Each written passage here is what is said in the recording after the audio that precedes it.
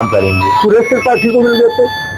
सुरेश त्रिपाठी को पहले टिकट नहीं मिलना चाहिए, पूरा विश्वास है। अगर ऐसी बात आती है तो हम सभी कार्यकर्ता सुरेश त्रिपाठी कदापि बीजेपी में नहीं आएंगे और न उनको भाजपा के शीर्ष नेतृत्व उनको ज्वाइन कराएगा। मतलब आपका कि अगर सुरेश त्रिपाठी भाजपा टिकट लेते हैं भाजपा जीत नहीं पाएगी। सुरेश त्रिपाठी 100% चुनाव हार जाएंगे और इसका चूंकि पहली बात तो प्रत्याशी बनेंगे नहीं, क्योंकि मलेश शर्मा एक बड़े नेता हैं और उनके पिताजी हम लोग आदरणीय हैं डॉक्टर एकदत्त शर्मा जी। नमस्कार, एमटी टॉक शो में आपका स्वागत है। मैं हूं मनोज तिवारी। जैसा आप सभी लोग जानते हैं, बिहार चुनाव का घमासान मचा हुआ है। उसके बाद उत्तर प्रदेश में भी अगले साल चुनाव होना है। उत्तर प्रदेश में अगले साल विधानसभा चुनाव होने के पहले 2 सेमीफाइनल हैं। एक पंचायत चुनाव का सेमीफाइनल है जिसमें योगी की परीक्षा होगी और दूसरा जो है स्नातक और शिक्षक एमएलसी का भी परीक्षा होनी है। इसका भी चुनाव पूरे प्रदेश में 8 सीटों पर होना है।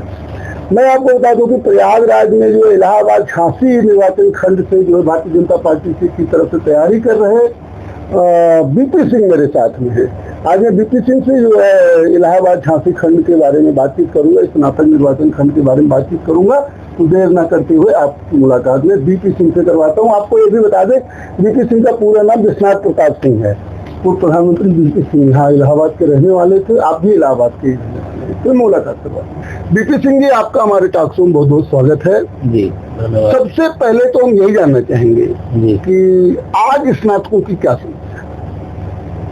आज स्नातकों की समस्या के लिए हमारी सरकार भारतीय जनता पार्टी तमाम रोजगार की योजनाएं विकसित किए हैं। जैसे माननीय मुख्यमंत्री जी ने रोजगार की एक योजना शुरू किया है जिसमें 5 लाख रुपया उनको उद्योग स्थापित करने के लिए दिया जा रहा है, जिसमें उनको 0 इंटरेस्ट ब्याज है और उसमें 10% अनुदान है और 5 साल में वो ऋण को वापस करना है। तो ये मतलब आज स्नातकों कोई समस्या नहीं बची है। स्नातकों समस्या चूंकि जब से भारतीय जनता पार्टी सरकार योगी आदित्यनाथ जी प्रदेश के मुख्यमंत्री बने हैं तो उन्होंने देखिए, चाहे आप शिक्षकों की भर्ती के मामला देख लीजिए तो उन्होंने इंटरव्यू खत्म किया एलटी ग्रेड में 5,000 परीक्षा और उन्होंने इंटरव्यू खत्म किया जिससे भ्रष्टाचार समाप्त हुआ। एक हमारा अंतिम व्यक्ति जो लड़का बीएड करके और तैयारी कर रहा था, गांव से निकला और वो फॉर्म डाला और रिटेल के आधार पर टीचर बन गया। कुछ इधर व्यवधान आए हैं क्योंकि तमाम भ्रष्टाचार को समाप्त करने के लिए इतनी जड़ें गहरी थी। राज्य शिक्षा चयन आयोग बना, आज तक परीक्षा नहीं करा पाया, लेकिन अब परीक्षा होने जा रही है, उसकी डेट आगे घोषित हो रही है क्योंकि अपरिहार कारणों से कुछ 8 साल से निरस्त हुई हैं, लेकिन अब परीक्षाएं होने की उम्मीद बन रही है। अभी इससे पहले पुलिस भर्ती में तमाम लड़कों को पुलिस की भर्ती हुई, उसके पहले लेखपाल की भाजपा नेता के रूप में आपका कहना सब राम राज्य कोई दिक्कत नहीं। हाँ, इस समय अच्छा, क्या मुद्दे रहेंगे फिर? आप किस मुद्दे पर चुनाव लड़ेंगे? भाई, भारतीय जनता पार्टी ने देखिए अभी शिक्षकों के लिए योगी जी ने कैशलेस इलाज का कर दिया। उसमें रसोइया तक को, चाहे हमारे यहाँ आउटसोर्सिंग से जो कर्मचारी भर्ती हो रहे हैं, चाहे रसोइया हो और चाहे हमारे शिक्षक हो, सबको उन्होंने कैशलेस इलाज के लिए एक उन्होंने व्यवस्था बना दिया है।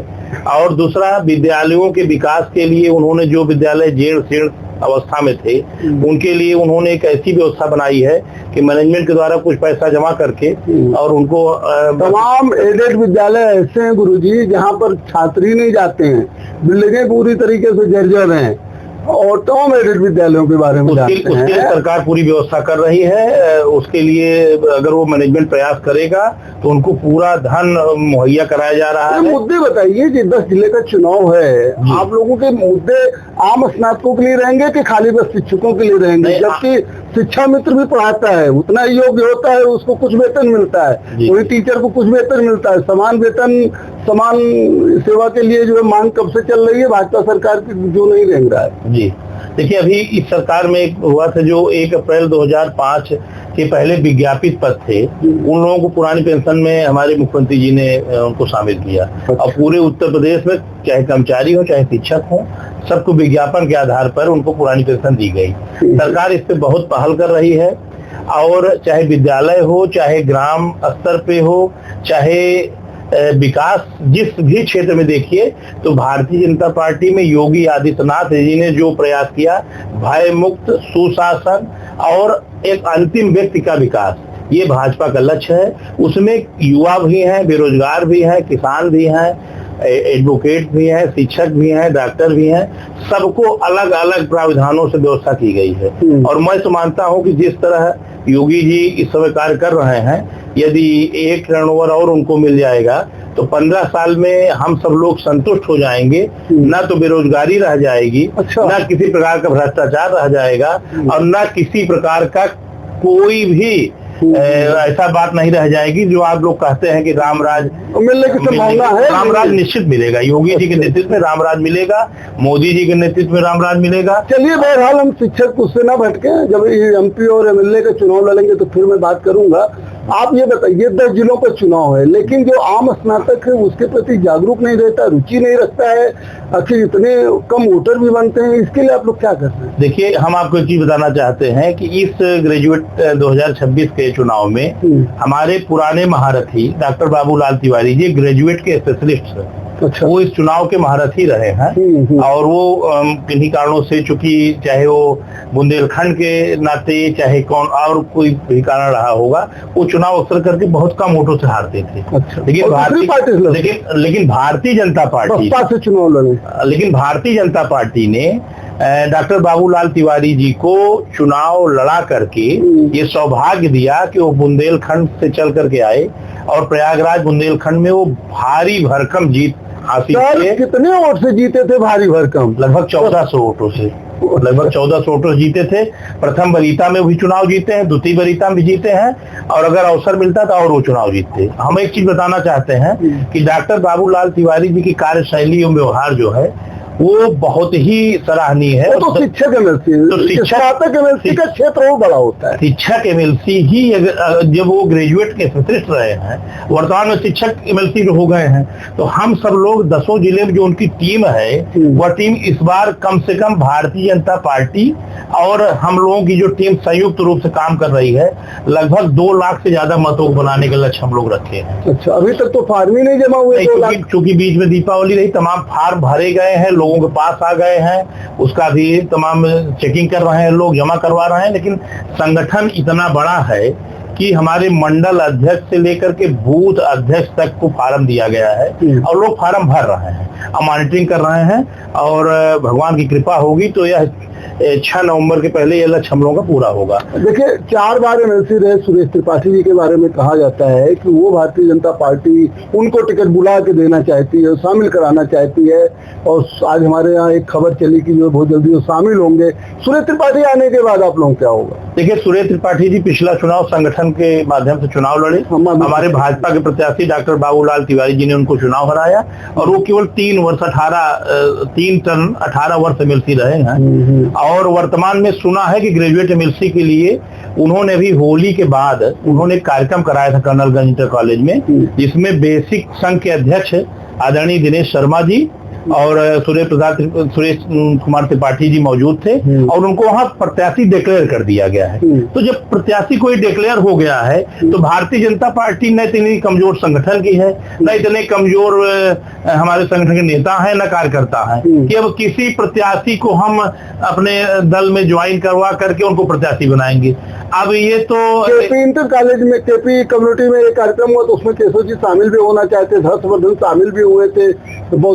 देखिए, हर्षवर्धन जी शहर उत्तरी के विधायक हैं, उत्तरी के केपी कम्युनिटी में कार्यक्रम है, अगर जहाँ 1000 खान शिक्षक है वहाँ प्रणाम करने का अवसर मिला, हमारे माननीय विधायक है, अगर कुल मिला के सुरेश त्रिपाठी का वीपी सिंह विरोध करते हैं, भाजपा में आना चाहिए। सुरेश त्रिपाठी कदाप बीजेपी में नहीं आएंगे, और न उनको भाजपा के शीर्ष नेतृत्व उनको ज्वाइन कराएगा। हम लोगों को पूरा नेतृत्व पर भरोसा है। हमारे नेता आदरणीय केशव प्रसाद मौर्य जी हैं, हमारे संगठन मंत्री आदरणीय धर्मपाल जी हैं, हमारे प्रदेश अध्यक्ष जी हैं, मुख्यमंत्री जी हैं, ये सब ये जानते हैं कि ये सुरेश त्रिपाठी का एक छद्म है, ये चुनाव जीतने के लिए भाजपा में आना चाहते हैं, और जीत करके पुनः ये वही काम करेंगे। अवसर का लाभ तो सभी लेते हैं। विधानसभा के दौरान कितने मूल भाजपा ये जो विधायक है, कितने मूल भाजपा जो सांसद, वो तो बड़ा परिवार जब बनता है तो उसमें सब छोटे छोटे दल के लोग सब परिवार बढ़ता जाता है। एक दिन के आने पर टिकट दे देते। मुझे लगता है कि जब कांग्रेस मुक्त भारत होगा तो पूरा देश भाजपा में हो जाएगा, तो उस समय कहाँ भाजपा मुक्त नहीं होगा? मतलब भाजपा तो अब तो 50 वर्ष तक के लिए राम राज्य। सर, आप कम बोल रहे हैं, कोई कह रहा है 5000 साल तक रहेगी। नहीं, इतना तो हम नहीं कर सकते, लेकिन अभी हम लोग 50 साल तक तो लक्ष्य बना के चलते हैं कि मोदी जी, योगी जी, माननीय अमित शाह जी, केशव जी, ये सब नेता हैं, हम सब लोग उनके कार्यकर्ता हैं, काम करें। तो स्नातक एमएलसी के लिए जो है ज्यादा जागरूकता हो, ज्यादा स्नातक जो है वो मतदाता बने, इसके लिए भी किसी क्या कर रहे हैं, पॉकेट वोट बना रहे हैं? हम लोग व्यक्तिगत देखिए, हम बता दें, जैसे हम भी उत्तर प्रदेश माध्यमिक शिक्षक संघ चंदेल गुट के नेता रहे हैं, और आपका भी एक अलग गुट रहा है। डॉक्टर, हाँ, पहले फिर भाजपा में कब आया? डॉक्टर बाबूलाल तिवारी जी के चुनाव में। तो आप भी बाहरी हैं? आदरणीय लक्ष्मण नहीं, हम बाहरी नहीं हैं, हम पेशे से सदैव स्वयं सेवक रहे हैं, और हम लोग डॉक्टर एकदस शर्मा जी के शिष्य रहे हैं, हम लोग उनको विधायक बनाते थे, लेकिन मूल रूप से किसी पार्टी में हम काम नहीं करते थे। हम लोग चूंकि पेशे शिक्षक हैं, एक माध्यमिक शिक्षक संघ चंदेल गुट, जिसके नेता आदरणीय राज बहादुर चंदेल। आप भाजपा में आ गए और दावेदारी कर रहे हैं, तब तो हम समझते हैं कि सुरेश जी माध्यमिक शिक्षक संघ शर्मा गुट के, वो भाजपा में आके दावेदारी करेंगे तो क्या दिक्कत है? नहीं, सुरेश जी का आना और हमारे आने में फर्क है। क्या? हम लोग माध्यमिक शिक्षक संघ छोड़ करके भारतीय जनता पार्टी के सदस्यता अभियान करके हम लोग बाबूलाल तिवारी जी के चुनाव में श्री लक्ष्मण आचार्य जी वर्तमान में गवर्नर हैं, और उस समय हमारे यहाँ प्रभारी थे, केशव प्रसाद और आदरणीय केशव प्रसाद मौर्य जी, इनके नेतृत्व में हम भाजपा ज्वाइन करके सदस्यता जिला पंचायत में हम लोग ज्वाइन किए थे, और ज्वाइन करने के बाद अपनी निष्ठा के साथ 10 जिले में अपने लोगों का वोट भारतीय जनता पार्टी कराया। क्योंकि इसके पहले भारतीय जनता पार्टी चुनाव नहीं लड़ती थी। जब भारतीय जनता पार्टी चुनाव नहीं लड़ती थी, हम लोगों की मजबूरी थी, शिक्षक संगठन में अपना प्रत्याशी लड़ाते थे। उसमें भी संघी व्यक्ति हैं चेत नारायण सिंह जी, वो शिक्षक में वाराणसी शिक्षक खंड निर्वाचन क्षेत्र प्रत्याशी रहे, उनका भाजपा ने समर्थन किया था। इस बार हम लोग पूर्ण रूप से भाजपा में आ गए।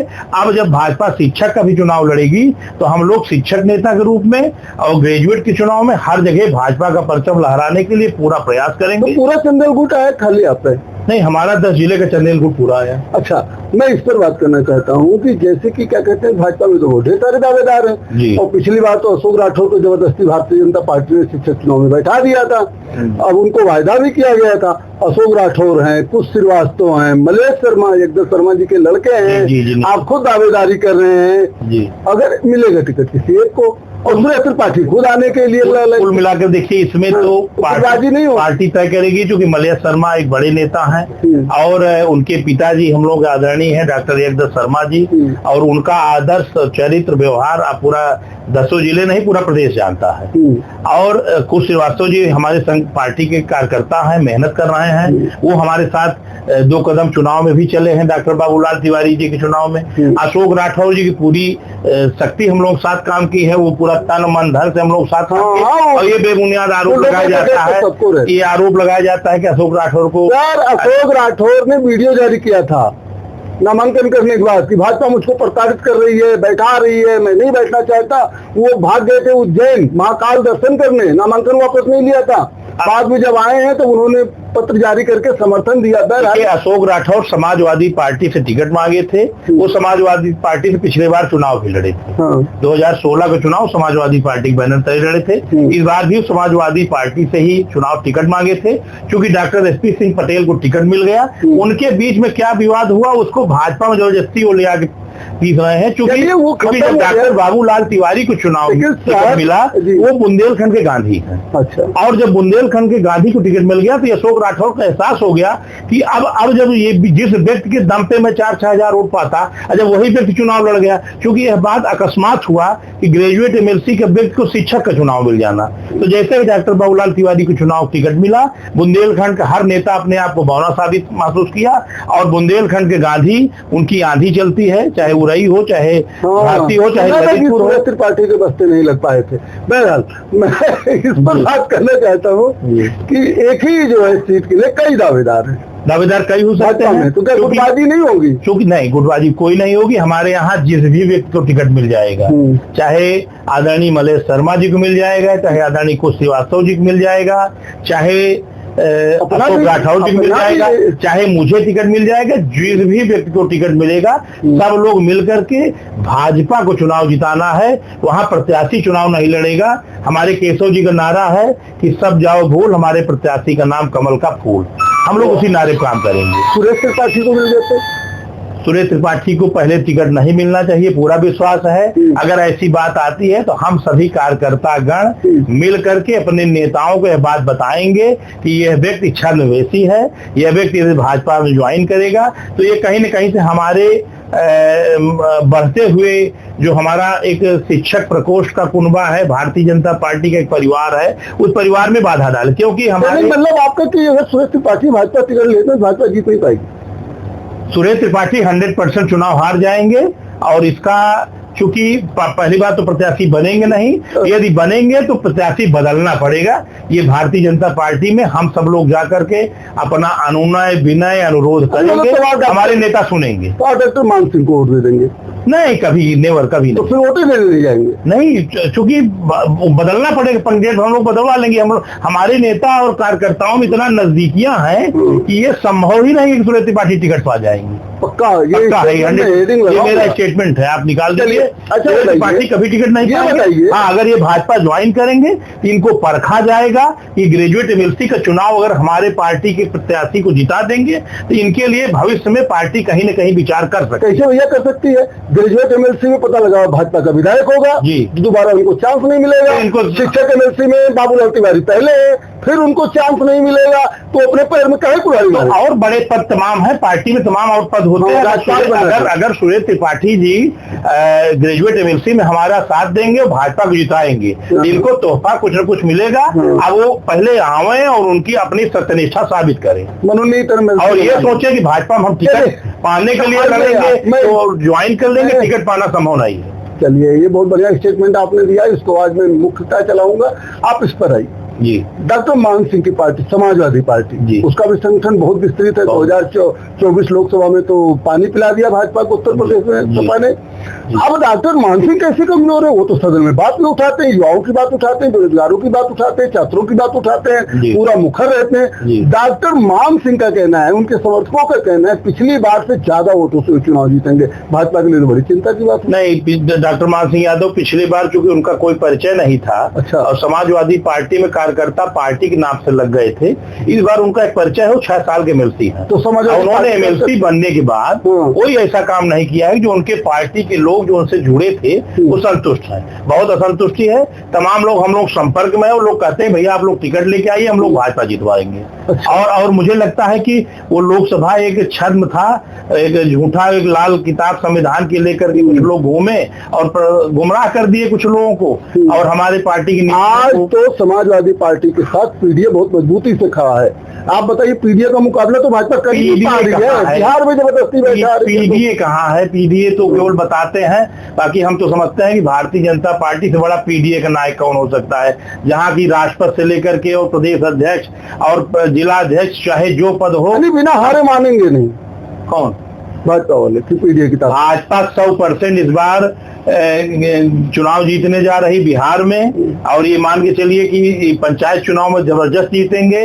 और ग्रेजुएट शिक्षक एमएलसी का पूरा चुनाव जो प्रदेश में 11 सीटों पर होना है, हम लोग 11 की 11 सीट चुनाव जीतेंगे और हमारे नेता, सत्ता का पूरा उपयोग हो जाएगा। सत्ता से कोई मतलब नहीं। हम लोग मेरठ में ओम प्रकाश शर्मा जी को हराए, डॉक्टर श्रीचंद शर्मा जी वहां चुनाव उनको हरा दिए। उसके बाद फिर हम लोग शिक्षक एमएलसी में हम लोग यहाँ पर उमेश द्विवेदी जी लखनऊ सीट पे चुनाव जीते हैं। तो हम लोग पिछली बार भी हुआ था जी, पिछली बार भी जो स्नातक का चुनाव हुआ था, शिक्षक का हुआ था, कितनी सीटें जीते? लाल बिहारी यादव बनारस से जीत गए थे, प्रधानमंत्री का क्षेत्र था। हाँ। इलाहाबाद आजमगढ़ खंड से मान सिंह जीते थे सपा के। जी। तो बहरहाल ये सब तो सबके साथ। एक चीज हम बता दें, वहाँ पर चेत नारायण सिंह जी, बनारस की सीट पे हम आपको फोकस ऐसे करना चाहते हैं कि भाजपा कैंडिडेट चेत नारायण सिंह जो हमारे प्रदेश अध्यक्ष उत्तर प्रदेश माध्यमिक शिक्षक संघ चंदेल, अभी भी आप तो वहाँ नहीं, हम वर्तमान में नहीं है, वहाँ त्यागपत्र दे चुके हैं। मैं भाजपा का सदस्य हूँ। तो वहाँ पर चेत नारायण सिंह उम्र 75 साल से ऊपर हो चुकी थी।